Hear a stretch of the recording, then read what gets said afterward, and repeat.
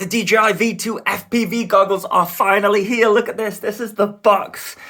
Brand spanking new. Looks quite the same as the original, doesn't it? But I'm sure they've just reused the box. I mean, look at the V2 thing. Is that a sticker? Let's have a look what's inside.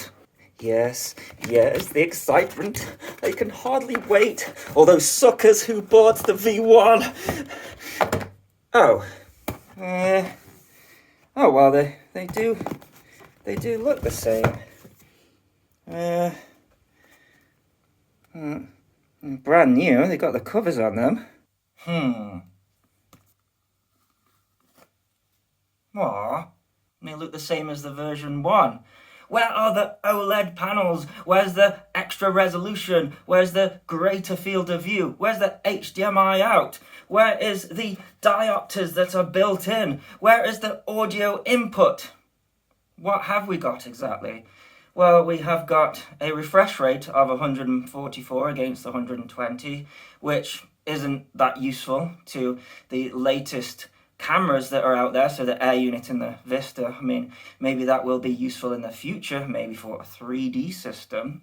But right now, these new goggles aren't really that useful to the FPV community at all. And it's something that I predicted a month ago when they released the FCC documents of this guy. Now, people who have only ever done FPV in the DJI ecosystem might be confused by this. However, if you have ever previously bought a pair of Fat Sharks in the last 10 years, these cases haven't changed at all. So it's not an unusual thing to happen in this hobby.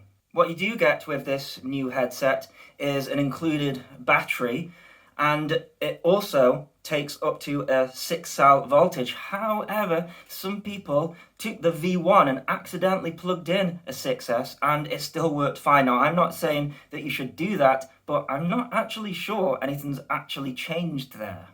The V2 goggles do support a 256 gigabyte micro SD card now, whereas the V1s just supported 128, but still quite a lot.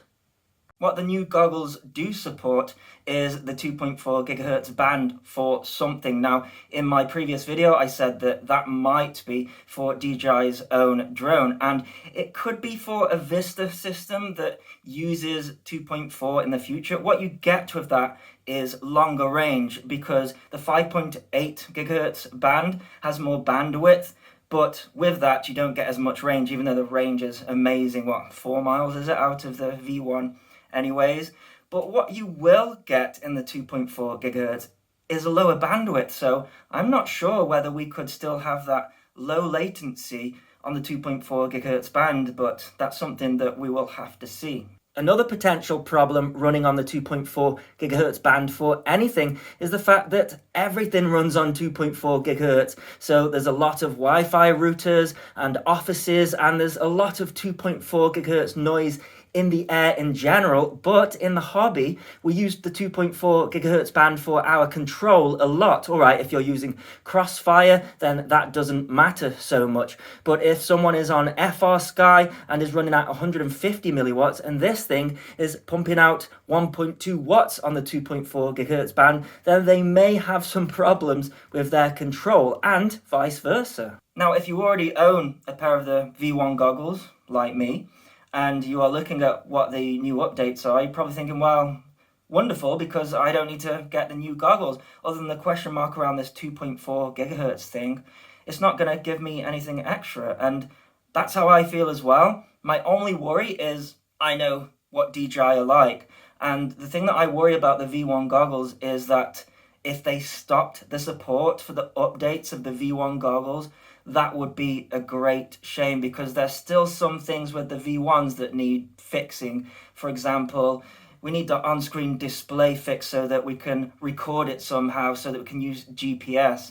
And if they come up with HDMI out for the V2, let's hope that it works with this. Now, it's known that DJI have been seen with these little modules that they take to races that have HDMI out, but if it's the case that they only release that for the V2 goggle, that would be a shame, and we'd then probably all want to get the V2 goggle. The thing that makes me think we'll be okay with updates and things like that is the fact that they've released these V2 goggles around the same time that we've seen lots of pictures of a DJI specific FPV drone, which if it connects with the smart controller that the HDMI out works with the V1 and the V2, then it's likely that the HDMI out system will be the same.